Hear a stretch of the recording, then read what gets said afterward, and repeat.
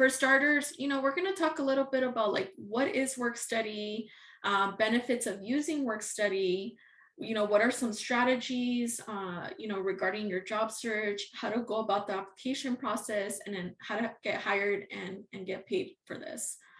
Um, with that said, so what is work study? Okay.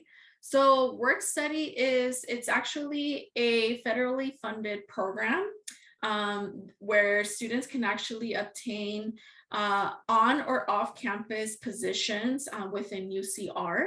And then in addition, something for you all to know, if you're not already aware, is if you are eligible for work study, you do not have to pay this back because essentially you're actually working for it, right? So you do not have to pay this back. It's not like a loan. So just have that in mind, okay? And then Alexis, if you can just drop, and let's remind everyone, FYI, these resources, this recording, everything's going to be shared with you all afterwards. So if you feel like you missed something, like don't stress it. We'll share all of these notes with you, okay? So with that said, so what are the benefits of using work study? Obviously, it can help with your educational expenses. In addition to that, because you are students, there is more flexibility within the hours depending on the employer. A lot of the times they're willing to work with the student schedule. So have that in mind. And that's actually a quick little tip that I would give right now as you all start your work study job search. Make sure that you have your schedules in hand so you could actually provide it to the employer so they know what your schedule is going to be like for the fall quarter. And then most importantly, I would say is think about it this way. In addition to it helping with your educational expenses, it's also a great way for you to gain experience, to gain skills, and also to start building community with various employers. There have been quite a bit of opportunities where students actually start at work as work study students, and then potentially they may graduate, from UCR, and then at that point, because they have that network with that employer, at that point, perhaps they may offer a full-time job in the future or a more permanent position in the future. So always think about it that way. A little fun fact, I actually was a work study student while I was in undergrad. And to be quite honest with you, thinking back, I'm like, oh my gosh, I should have taken advantage of it a lot more than I actually did. Of course, really making sure that I was asking questions and kind of putting myself out there a little bit more. But I know, folks can be maybe a little like, oh, I don't know where to start. I don't know where to begin, but that's what we're here for. With that said, so now you're wondering, okay, so like who actually hires work study students? So on-campus employers, actually, for the most part, most of our on-campus departments are looking to hire students. There's definitely a good amount of positions open for students right now. And FYI, all of our on-campus departments actually post their work study positions on Handshake. They have to be posted on Handshake in order for our team to actually review them, make sure that it meets federal guidelines for our students before they even apply. If you see a work study position on Handshake, then it's because it's already been approved by our team, just so you have that in mind. Now, just know that not all campus jobs may be work study. Sometimes it's just available to any student, whether they're work study or non-work study students. So just have that in mind.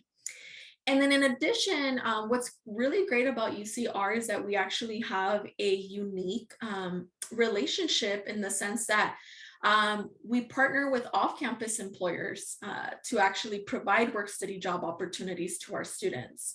Not all school institutions do that. A lot of the times they just keep it in-house within on-campus departments. But we actually make sure that we work with local school districts and nonprofit organizations. I will say that For the nonprofit organizations, they typically tend to be more educational based, just so you have that in mind. They're looking to hire, tutors. They're looking to hire, for like kind of community service type of positions, which can consist of a lot of things. Or sometimes they really just need support, within their own teams and their offices with administrative work. I will say though, for our off-campus employers, they do have to meet certain criteria, and they actually have to have an agreement with UCR in order for us to even approve any work study positions for them to promote to our students. So again, if you see that it's on Handshake and you could actually see the posting, it's because they've already been approved by us and they've already been kind of vetted and so forth, just so you have that in mind. Just to kind of give a couple of examples of off-campus employers that will be hiring work study students and you might be interested once you go on Handshake.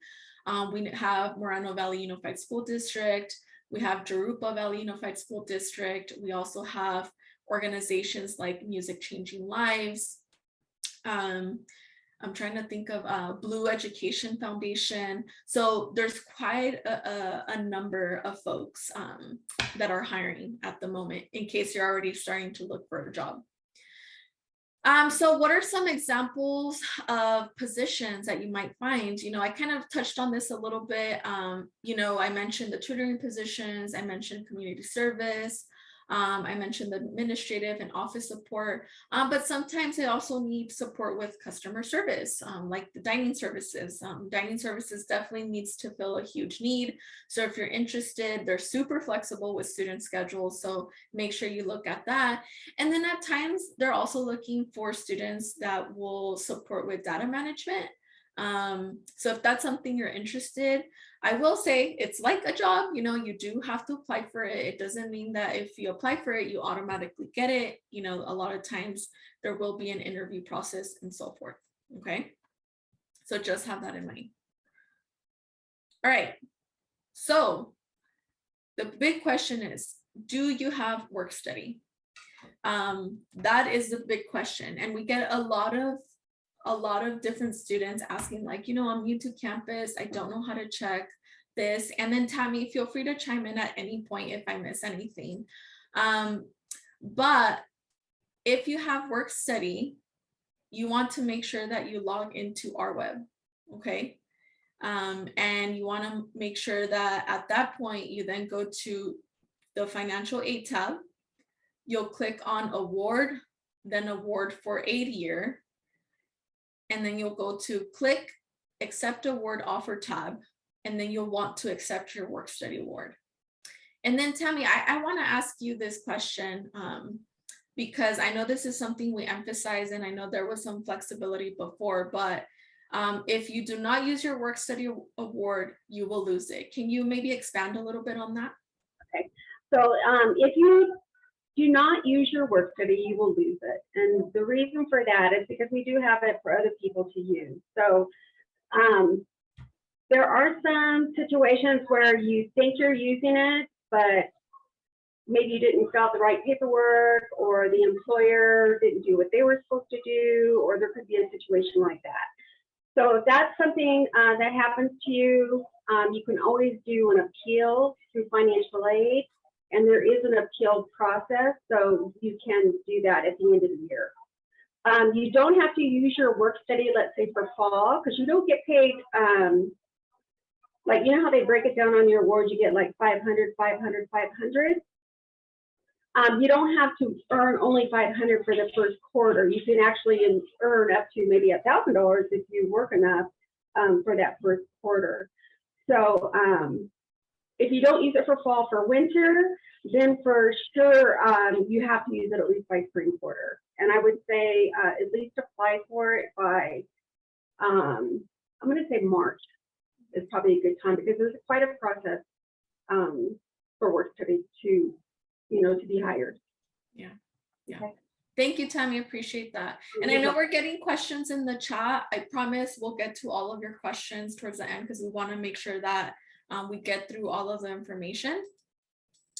So timeline. Okay, so August 22, work study positions for those organizations, whether on campus or off campus employers, they were live for students to view. But please know that work study positions are consistently being added on Handshake. I think I saw a question on there. So wait, does that mean that UCR jobs are posted on Handshake?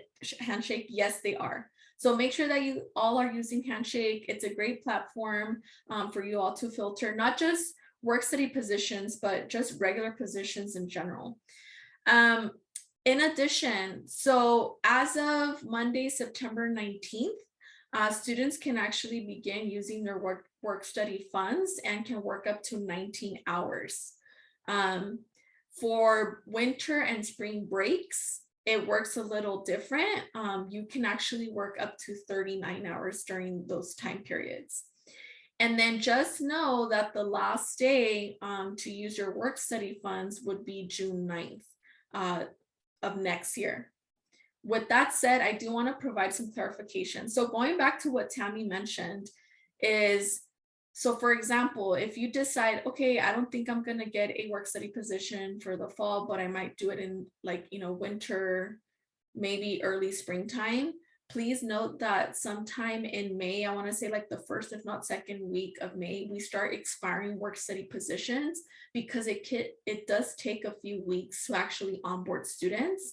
So if you're looking to apply on June 1st to use your work study funds, that's not enough time. So make sure that you're really allowing yourself that time for planning and to make sure like, okay, like I'm going to get my process started before like March or something like that. So just keep that in mind.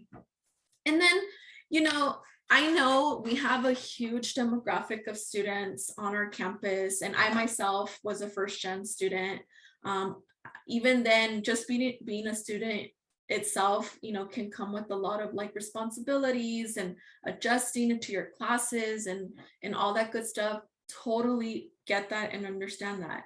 So make sure that you're also giving yourself that space to like, okay, what are the pros and what are the things that I really need to work on to make sure that I'm doing the best that I can in school, but also making sure that I'm balancing other responsibilities that you might have outside of that. Okay, so just wanted to go over that information.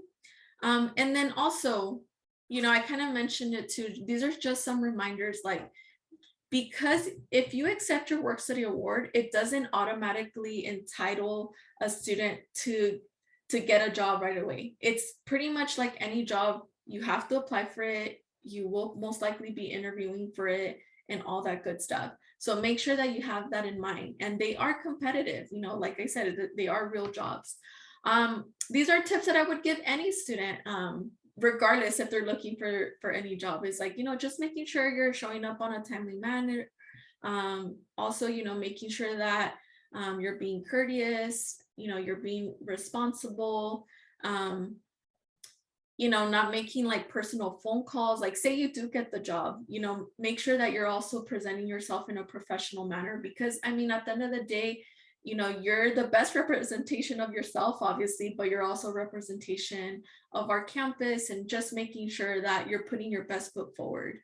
I will say that work study jobs, we are letting all on-campus departments know that they have to post their work study positions on Handshake. Otherwise, it will delay your onboarding process when you have to submit, and Tammy will go over this information shortly, when you have to submit it within your new work study hire form, okay? But there are some on-campus departments that are like wanting to hire students and it's not work study related, and sometimes they may not post it and it's more like word of mouth. So I do want to kind of put that out there. And then as a reminder too, again, going back to the adjusting to classes, making sure that you do maintain a 2.0 GPA to ensure that you remain work study eligible. This is really important. And if you're struggling in your academics, it's okay to ask for support. It's okay to help. There's plenty of resources on campus, you know, where you can ask. Make sure that you're connecting with your academic advisor as well. Like, you know, what can you do to make sure that you're putting your best foot forward? Okay. All right. Something that's actually located on our website, and this is on the Career Center. I believe it might also be on the Financial Aid Office landing page as well. We do have this infographic for students. So in case you're like, Denise, Tammy, I already forgot everything you're telling me today. We actually made sure to update this infographic. It lives on our website and it will be accessible at all times for you to make sure you go step by step. All right, so now we go with finding work-study jobs. Okay, so if you're not already on there, you'll want to use your UCR email to get on Handshake. Handshake is the primary platform that we use as a job board, not just for work-study positions, but for all types of on-campus employment, for full-time positions, part-time positions. I mean, there's literally thousands of jobs outside of work study positions. So Handshake is a platform you want to use. Honestly, it takes like 5 minutes or less for you to get your profile started. Maybe a little bit more if you want to make sure that it looks to the best of its ability, but I really highly encourage you all to use this platform. Not only can you actually find work study jobs, as an FYI, you could also find events, events that you may want to be a part of. Also resume building events that you can attend, and just a lot of information. Also, Handshake is the platform that our Career Center uses to book student appointments if you would like to meet with the career specialist. And we'll add some of that information in just a bit. All right, so please know that Handshake is going through some updates, so it might look a little bit different than this screenshot here, but for the most part, it may stay the same. So what you would want to do on Handshake is you would actually click on jobs, then you'll click on the filter, and then you'll want to check off work study. Only students that are work study eligible are able to view work study positions. If for whatever reason you cannot view the position, it's most likely, it's two things. Either most likely you're not eligible and you were not awarded work study this year, or we actually update our work study student community on a weekly basis. So you could always wait a few days and go back to see if you can view it. And if the case is that you can't view it, it's most likely because it's not part of your financial aid award letter. Okay, so please keep them. That it has to be accepted, right? Yes, yes, yes. Thank you, Tammy. So now preparing for the job search. I will say just a quick, resume tips that I would have in mind. If you don't have a resume already, make sure that you look at the Career Center. We actually have a bunch of templates.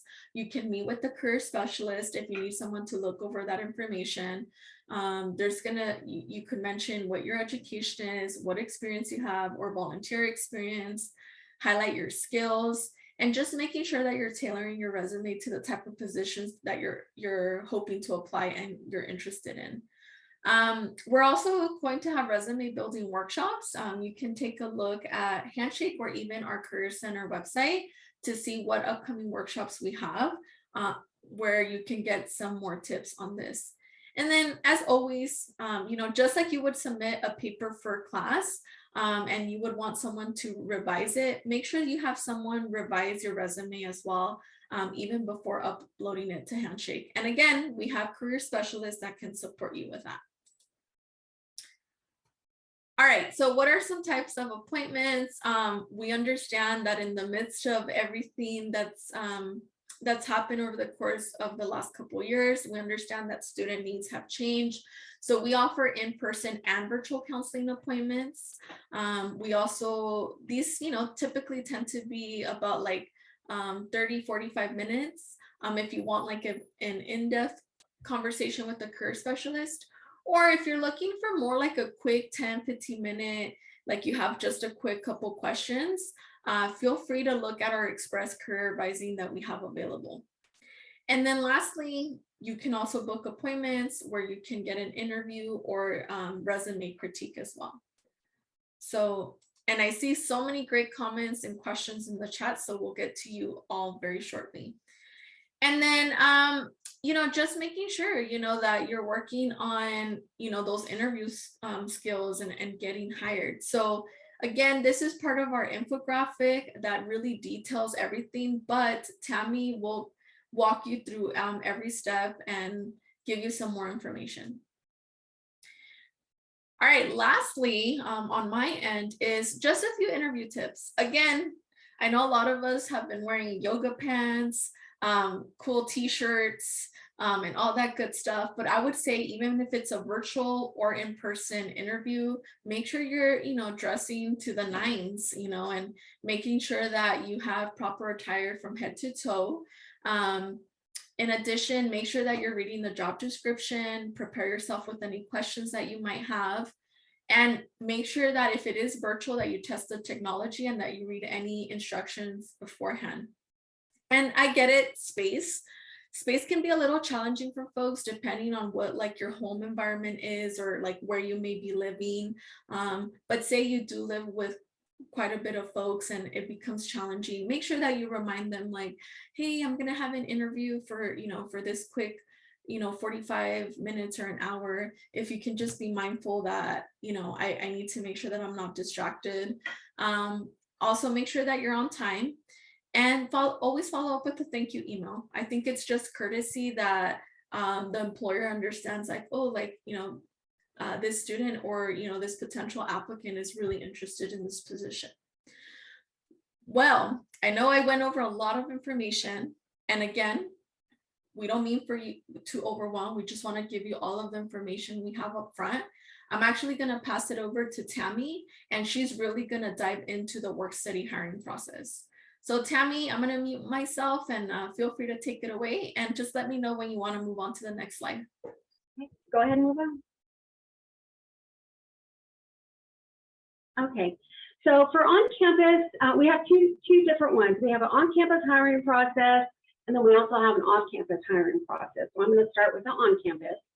So with the on-campus, you fill out, you want to go to the Career Center website or go to Work Study website. You want to go in, fill out the Work Study new hire form, and that's found, like I said, on the Career Center or financial aid website to initiate the Work Study student employment process. So what that's going to do is going to create what's called a DocuSign, okay? When you do that, you want to attach a copy of your job description and your 22-23 Federal Work Study Eligibility Notification Form. And what that is it just shows that you're eligible for federal work study. And then the job description, when you attach that, you get that from Handshake. You want to make sure it's the full job description. So it shows you on the top of it, whether it's like an F or a C code, because I need that for processing, okay? Once you have all those documents attached, you go ahead and you want to sign the DocuSign and the Work Study Employment Contract via DocuSign, and then your supervisor, once you sign it and submit it, your supervisor will get it, and then they sign it as well, okay?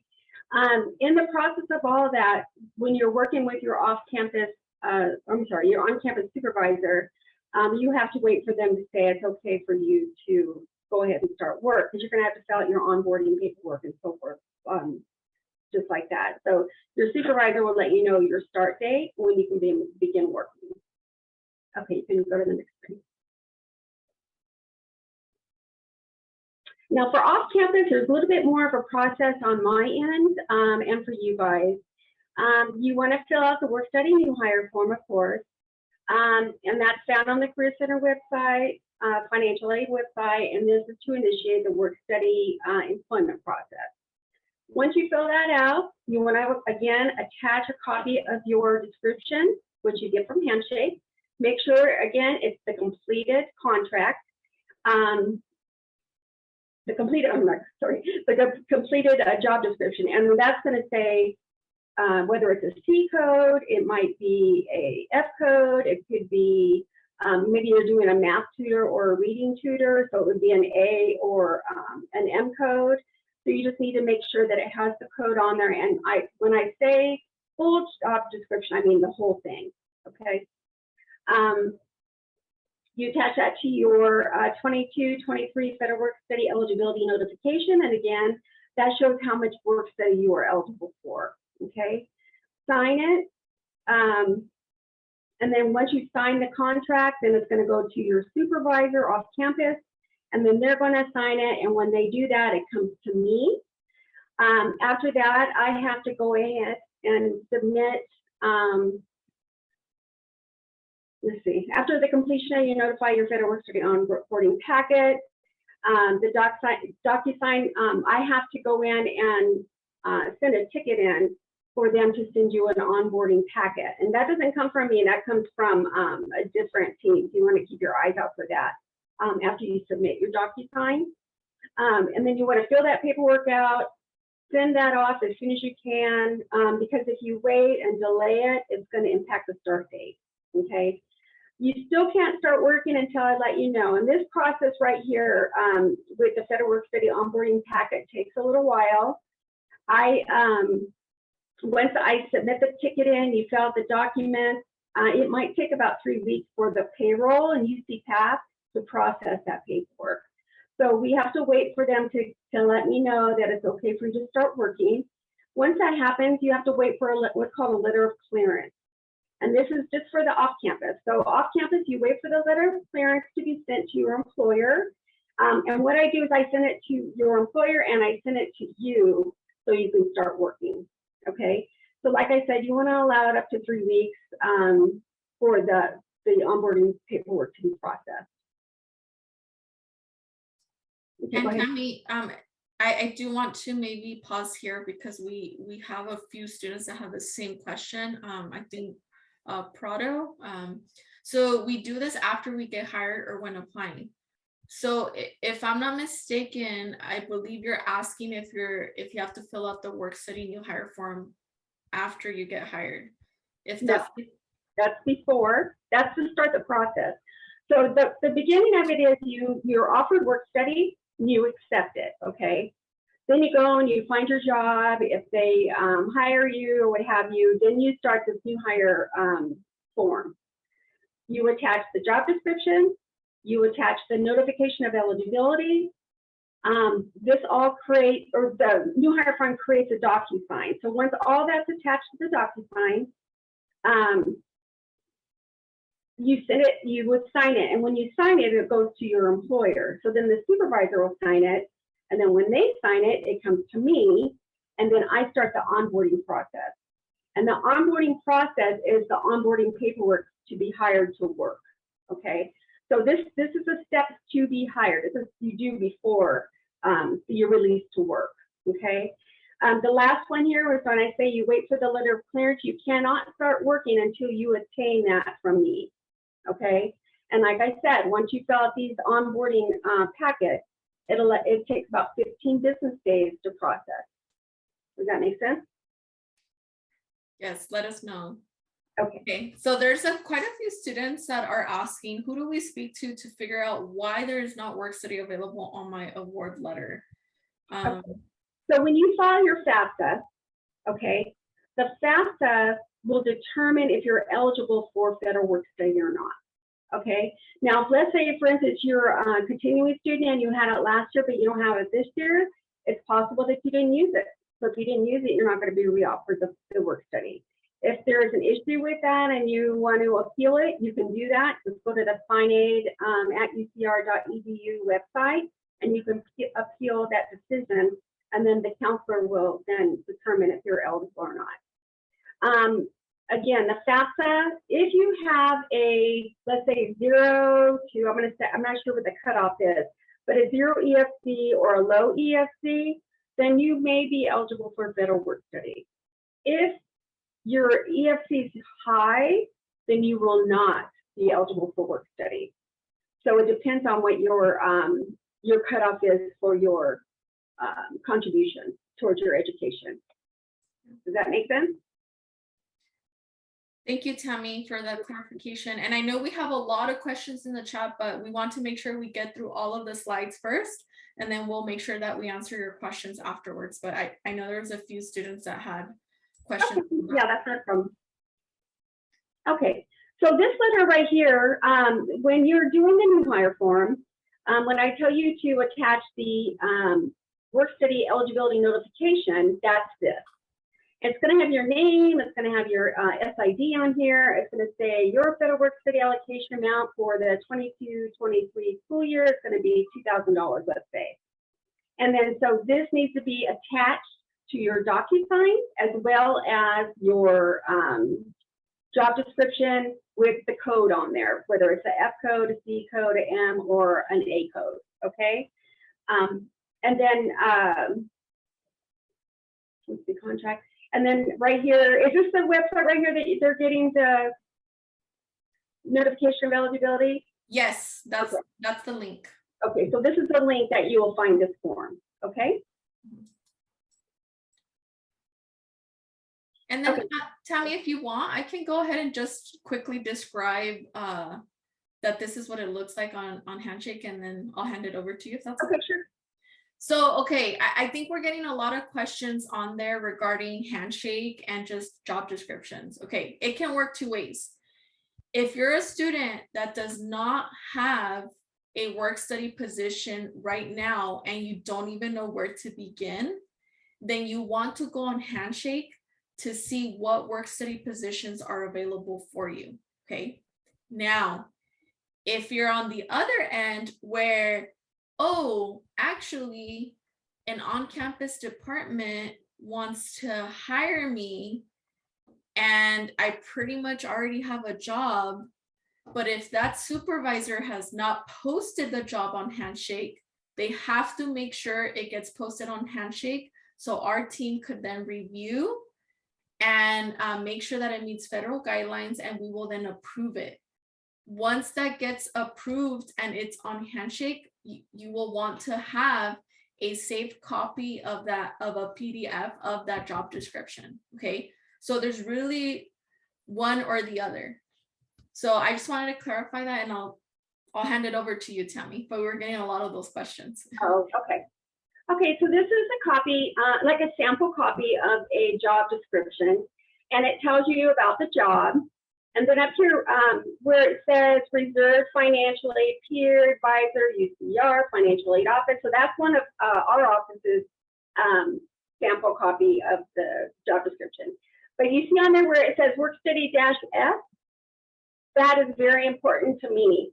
And the reason why I'm asking you to make sure that you include the whole copy of the job description is because if it's like a C or an M or an A, I need to know that because I have to move the money around so it comes out of that fund and it shows that you actually earned work study money. Okay, so that's why this job description is very important to me. So if for some reason you submit your DocuSign, I see that you didn't include the correct job description, I'm going to return that back to you. Or I might even just email you, just depending on how busy I am, for you to upload the correct job description. And when I say that, that means I want to see that code, whether it's F code, C code, M code, or A code, okay?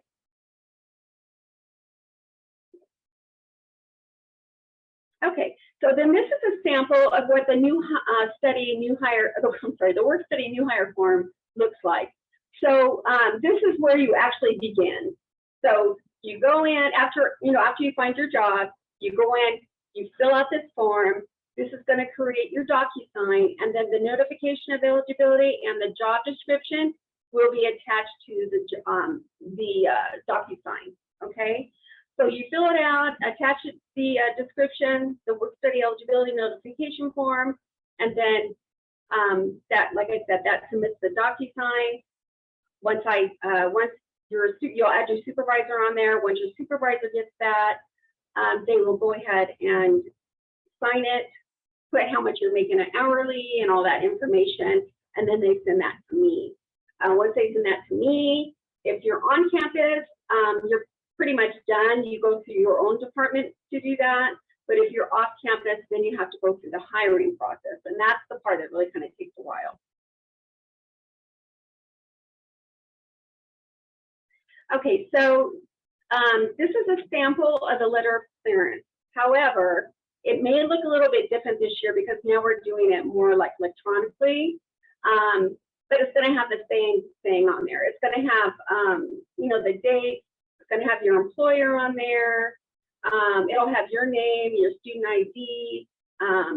If you're a rehire and you had work study last year, it'll probably have your payroll ID number on there. And then it's going to say like the maximum amount of hours that you have. Let's say, let me see. So let's say you have $1,000, you make $10 an hour, and it's going to, you know, equal how many hours you have to work. So that's going to, what I would suggest to do is take the amount of hours that you have to work and then keep track of your hours. That way, if you're coming close to the end, then you're going to know, hey, I'm kind of running low on hours. I don't know if I'm going to be able to continue working at this place or not. So you kind of want to manage your hours, as I would say. If you start running low on hours, if we have the funds available and you want to ask for an increase, it's a possibility that we could do that. But there's two things. One thing is if we have the funds, because we may not even have the funds. And the second thing would be, do you have room in your budget to increase it? So, I mean, sometimes I've seen, like, do you have $2,000? And then we were able to increase it another $2,000, then you're able to work all year long.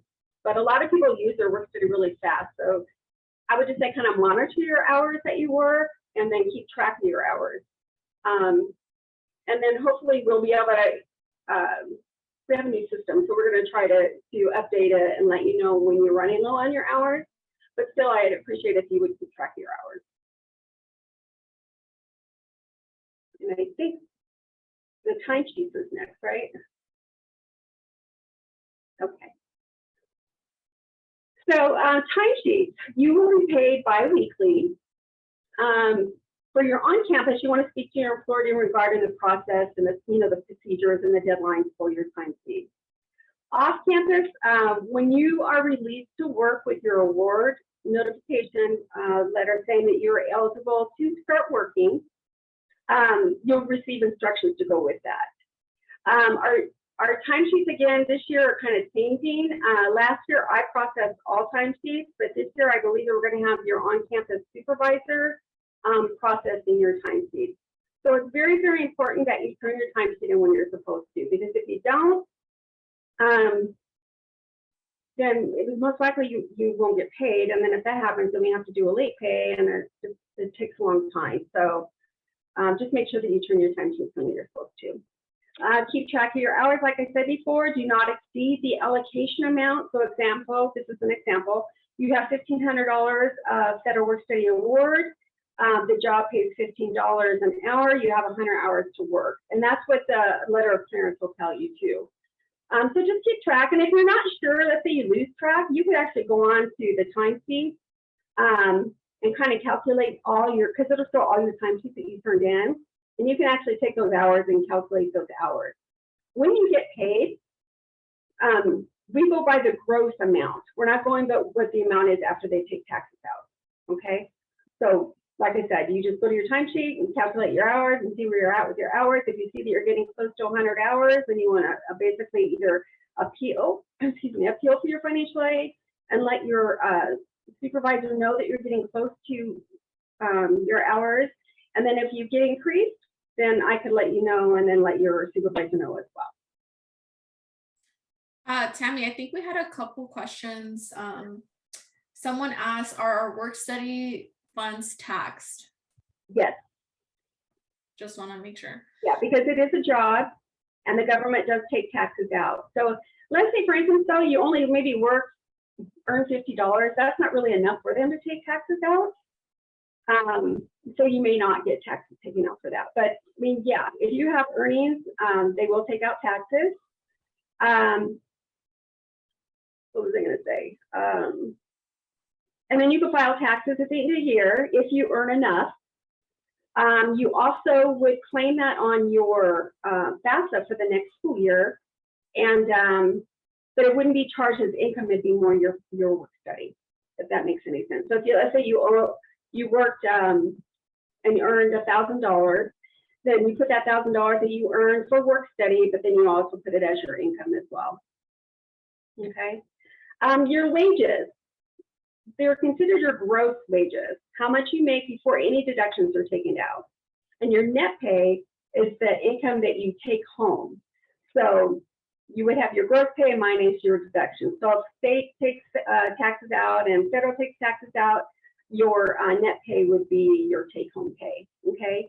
Like I said earlier, the gross pay, that is what we look at when we're paying your work study, if that makes sense.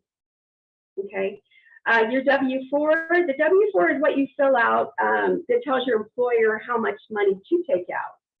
So you fill that out. Let's say, for instance, you're single and you want to do single 1 or single 0, then that determines actually how much taxes they'll take out of your paycheck.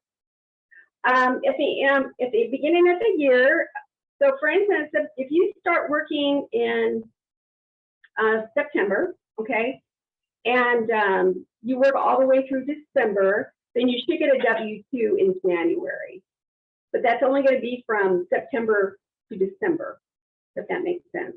And then next year, you'll get another W-2, but it'll be for the January through June, if you work all the way through January to June for the next tax year, okay? So the W-2 is what you use when you're filing taxes. And if you file taxes, you may not even have to file taxes because there's a certain cutoff, but you would have to ask the tax person because I'm not a tax person, but there's a certain cutoff where you don't have to file taxes. And just to let you know that we do have workshops. We have a financial wellness workshop.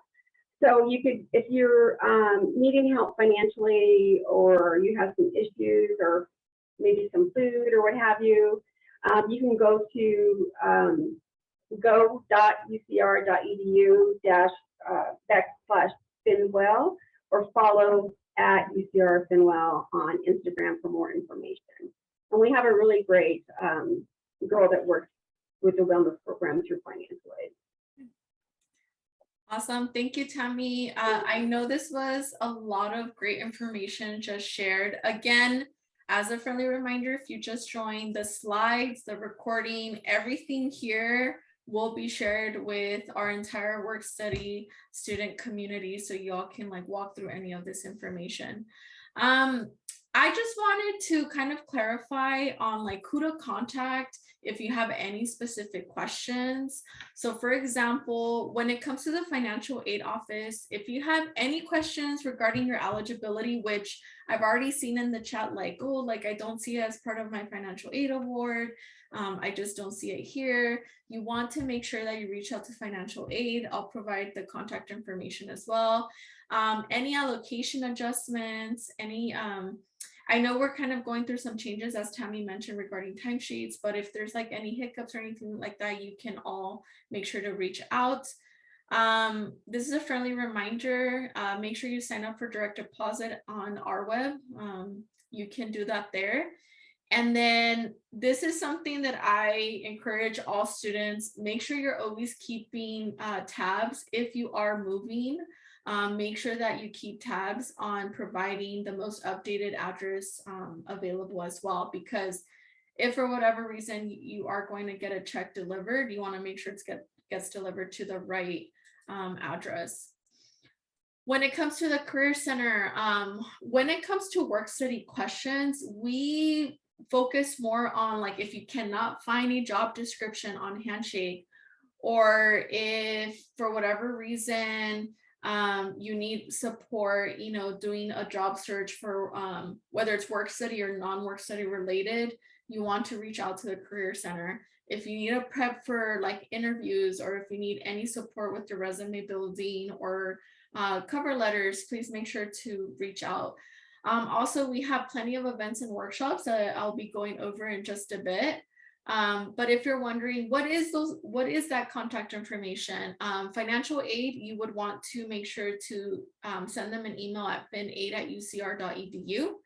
And then for Career Center, if you have any questions on, again, job search assistance, work study job postings, or if you're looking for more drop-in counseling, we can forward you to our career specialist.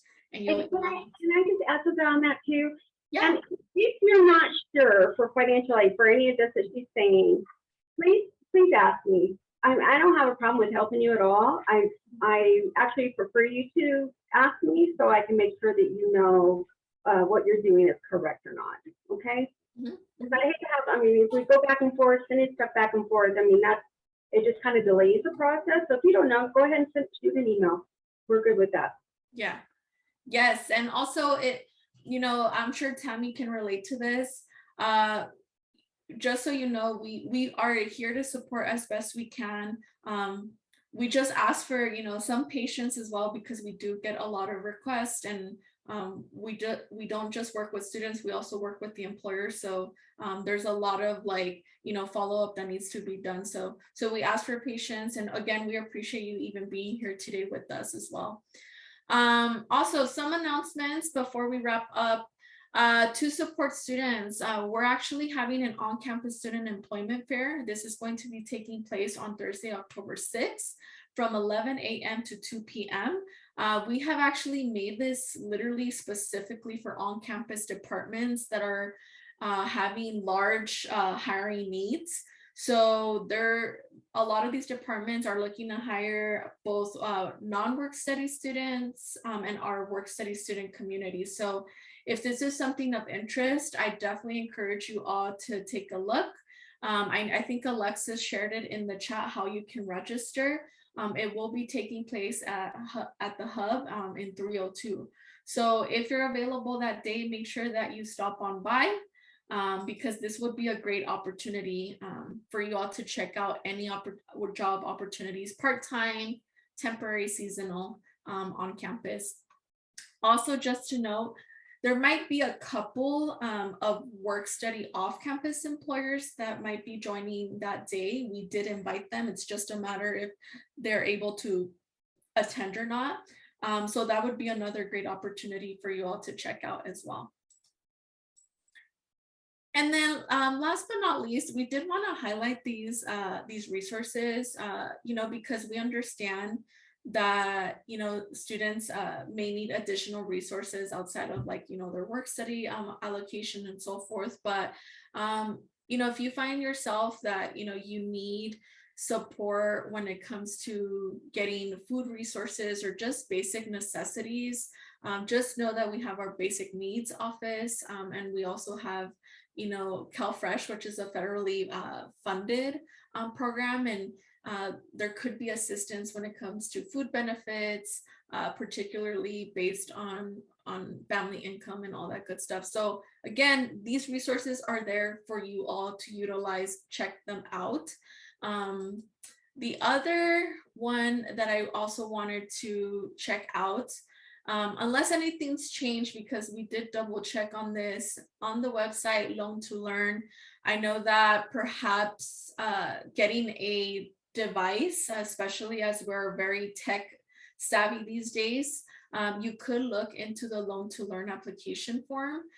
You can check out the website here and see how you can possibly get access to a laptop or desktop or possibly a tablet. So make sure you check out this information, okay?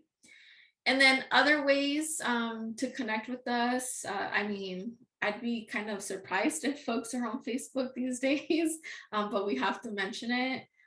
We're definitely on Instagram. Check us out there, and we're on other social media platforms. So with that said, I'm actually wanted to thank you all for making it through all of this information, because I know it was a lot. But we do want to maybe allocate the next 15 minutes to answer any questions that you all may have.